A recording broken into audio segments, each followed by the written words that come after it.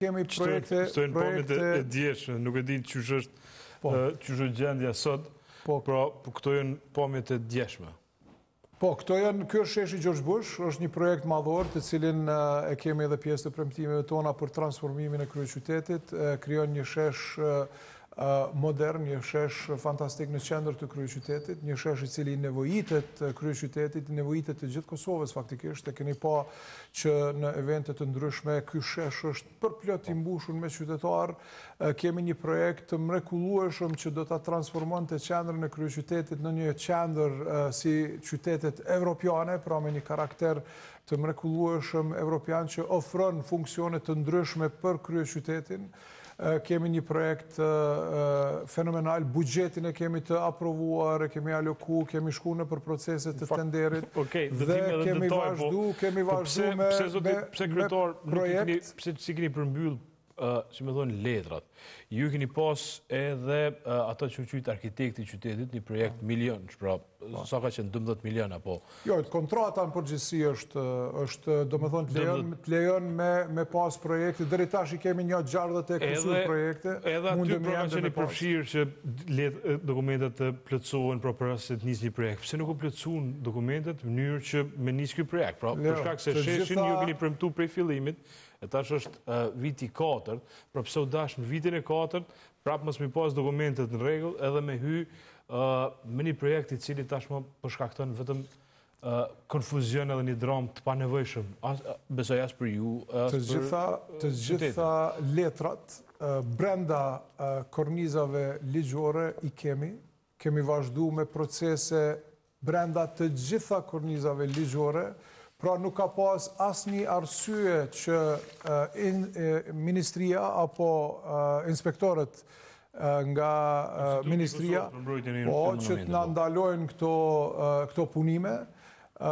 Ne kemi qenë bashkëpunues, faktikisht kemi pas shumë takime me ta, edhe në tavolinë jemi marrë vesh që normal t'i vazhdojmë proceset, ndërsa na kanë ardhur letra të cilat na e kanë ndalë proceset. Ose janë mundu me ndalë proceset, duke u thirrë në draft dokumente të cilët nuk janë të aprovuar, të cilët nuk kanë asnjë bazë ligjore. Pra ne kemi një projekt tjetër, Agim Ramadanën, që një vjet e gjys, ne ju dërgojmë letra, sepse Agim Ramadani faktikisht është për brenda zonës historike, është në bazë të planeve rregulluese. Ju kemi përshtat të gjitha procedurave, domethënë kemi kërku leje që të vazhdojmë me projektin, sepse është për brenda të gjitha kornizave ligjore, e ne marrim ton kohën, për shembull në ditën e fundit, në orën 3:55, 5 minuta të premten para se me u mbyll punët, ne marrim gjithmonë kërkohet edhe kjo, kërkohet edhe ajo. Do më thonë, një vit e gjys neve na e kanë zhagit procesin e rrugës Agim Ramadani, edhe në fund prapë thojnë nuk mundësh. Edhe çka është arsyeja?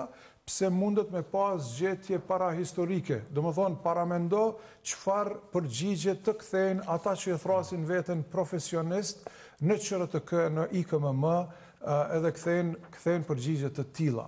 Pra janë hajgare, me të thonë drejtën, njerëz që unë kam shpresu që janë profesionale dhe që mundemi me pas një bashkëpunim të mirëfillt, ku ne kemi kry punët në mënyrë profesionale, pra kanë kalu më shumë se një vjet edhe prapë në fund në rrugën Agim Ramadanit vjen negative. E njëjta gjë për shembull ndodh edhe në cilat monumente këtu janë, cilat janë pretendimet pra në shesh. Është ndërtesa radios monument i mbrojtër apo çka? Për shkak se ju kanë dalë tash kohët e katedralja, pra që është larg prej ndërtesës trekëndshme kjo Radio Kosovës.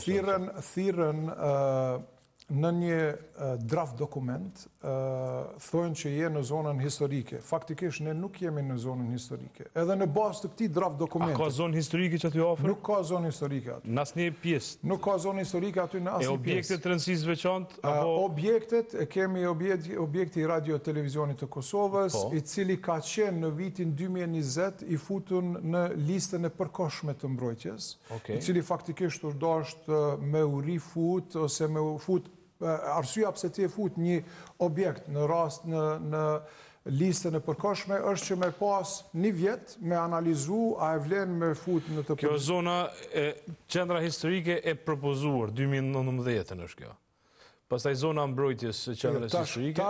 Tash kjo për shembull, ky është draft dokument. Ky nuk është dokument ligjor, nuk ka bazë. Po, domethënë kjo nuk ka asnjë bazë ligjore, është draft dokument që nuk është i aprovuar. Edhe faktikisht tash, nëse ju e kërkoni këtë draft dokument tash mu mshtin me e pasi të dyshimt, edhe adim se po ja shoh aty e pas kanë qitë një datë mars 2019. Dhe më thonë, ky faktikisht nuk është një propozim i kufirit të qendrës historike të Prishtinës të vitit 2019, ky është një pjesë e një dokumenti që edhe komuna dhe unë faktikisht personalisht kemi qenë të involvuar si pjesë e zhvillimit të një dokumenti prej UN Habitat, prej komunës të Prishtinës edhe prej ministrisë. Pra është draft dokument që nuk është i aprovuar. Edhe këtu e shihni, ajo zona e kuqe e mbyllt atje, ajo është zona e cila thirret zonë historike. Pra këto tjerat zona kjo më e kuqja tjetër që vjen deri tek katedralja, kjo është që thirret zona mbrojtëse. Pra kjo nuk ka prap edhe nuk ka asnjë aspekt ligjor, po brenda kësaj janë këto ndërtesat si Radio-Televizioni i Kosovës, edhe rektorati aty që është, pastaj është edhe hoteli Grand, të cilat janë në mbrojtje të përkohshme të vitit 2020. Edhe në ndërtesat me mbrojtje të përkohshme kërkohet që prej 0 deri në 50 metra që të kërkohet pëlqimi për intervenime në to. Mirë po them, asnjë dokument që tregon a duhet 0, a duhet 1, a duhet 10, a duhet 50, nuk ekziston. Hajrolla Çeku, ministri i kulturës, thotë për gjithë propagandistët, ju qunë juve dhe kryetarin Abdigjiku, duhet të bëjnë një serim ligji parashe që për investime brenda zonave të mbrojtura, duhet të merret edhe pëlqimi i autoritetet dhe trashëgimisë kulturore. Këtij detyrimi ligjor nënshtrohen të gjithë, edhe komunat e institucionet e tjera, përfshirë vetë Ministrinë e Kulturës, për investime. Pra ju po kontestoni vetë ato, pra ju thoni që s'është zonë mbrojtur. Pra s'ekziston si zonë mbrojtur me dokumentacion.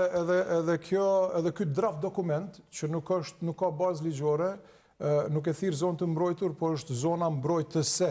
Pra nuk është zonë mbrojtur. Kjo është një buffer për zonën historike. Po ky është draft dokument, do më thonë ky nuk ka bazë ligjore. Mirë po edhe përkundër që s'ka bazë ligjore, unë jam i fushës, jam arkitekt, jam urbanist, ne kemi marrë parasysh të gjithë parametrat. Përkundër faktit që nuk ekziston bazë ligjore që me na ndërpren vepunimet, ne normal që dojmë me mbrojtë të gjitha asetet e trashëgimisë kulturore që ekzistojnë sot në qytetin e Prishtinës. Unë kam qenë përpara përpiluesi projekteve të tilla në qendër, edhe i di të gjitha procedurat. Pra duhet të ekzistojë një dokument i cili tregon çka mbrohet edhe pse mbrohet edhe deri ku mbrohet. Sipas jush nuk ekziston. Ky absolutisht jo. Domethënë pyetje, bëja pyetje. Regjistruar në katastër këto. Nuk janë të regjistruar as në katastër, as në katastër. Pra pyetje bazike. Si zona të mbrojtura. Pyetje bazike të cilat duhet me u përgjegj ministri i cili flet rana, mban shprehje, flet të pavërteta, Hajrolla Çeku, duhet me ta tregu dokumentin bazë të cilit ai flet. Ju keni qenë shumë shok me Hajrolla Çekun për vite. Në fillim unë kam dashur, ne faktikisht çdo gjë që ka kërkuar Ministria e Kulturës ne ju kemi ofruar. Çdo gjë. Kemi qenë shumë bashkëpunues, super bashkëpunues me ta, vazhdojmë me qenë bashkëpunues. Çdo gjë që kanë kërkuar për shembull, ne ju kemi dhënë, nuk kemi bllokuar asgjë. Ata e bëjnë të kundërtën. Pra